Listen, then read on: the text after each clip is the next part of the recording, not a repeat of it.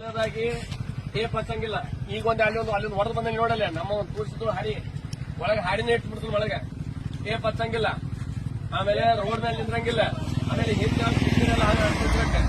ಇಲ್ವಾ ಬರ್ತದೆ ರಿಫ್ಲೆಕ್ಟರ್ ಚೌಕ 2x2 ಏನ ಅವು ಯಾವ ಗಾಡಿ ಹೋದ್ ಸೀದಾ ಹೋಗಿ ಖಾಲಿ ಮಾಡಿಸ್ಬಿಟ್ಟು ಗಾಡಿ ಹೋದ್ ಹಚ್ಬಿಟ್ರು. ನಾನು ನಿಮ್ ಎಲ್ಲಾ ಟ್ರ್ಯಾಕ್ಟರ್ ಡ್ರೈವರ್ಗಳು ಅದಾರ ಇಲ್ಲಿ ಏನಂದ್ರೆ ಗೊತ್ತಿಲ್ಲ, ಒಟ್ಟ ಟೇಪ್ ಹಚ್ಚಂಗಿಲ್ಲ. ನೀವು ಕಬ್ಬಿನ ಪಡೆದಾಗ ಏನ್ ಮಾಡ್ತೀರಿ ಮಾಡ್ರಿ, ರೋಡ್ ಇಳಿತಂದ್ರೆ ಹಚ್ಚಂಗಿಲ್ಲ.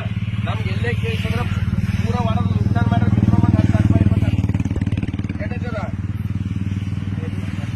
ಹೌದಲ್ಲ, ಅಷ್ಟೆಲ್ಲ ನುಕ್ಸಾನ್ ಮಾಡ್ತಿದ್ವಿ ನೋಡ್ಬೇಕ.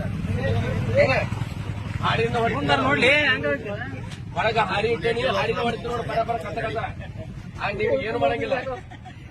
ಈ ರಿಫ್ಲೆಕ್ಟರ್ ಹಚ್ಚಬೇಕ ಕಂಪಲ್ಸರಿ. ಮತ್ತೆ ರೋಡ್ ಮೇಲೆ ಅದು ಎಲ್ಲಿ ತರ್ಕೊಂಡು ಚಾ ಕುಡಿದ್ನಿ, ನಾನು ನಾಷ್ಟ ಮಾಡಿ ಯಾವ್ದು ಮಾಡಂಗಿಲ್ಲ ತಮ್ಮ, ಅರ್ಥ ಆಯ್ತಾ?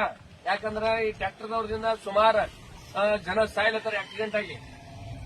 ನೀವು ಹೈ ಸ್ಪೀಡ್ನ್ಯಾಗ ಟೇಪ್ ಹಚ್ಚಿರ್ತೀರಿ, ಹಿಂದೇನು ಕಾಣಂಗಿಲ್ಲ. ಅರ್ಥ ಆಯ್ತಲ್ಲ ಎಲ್ಲರಿಗೆ?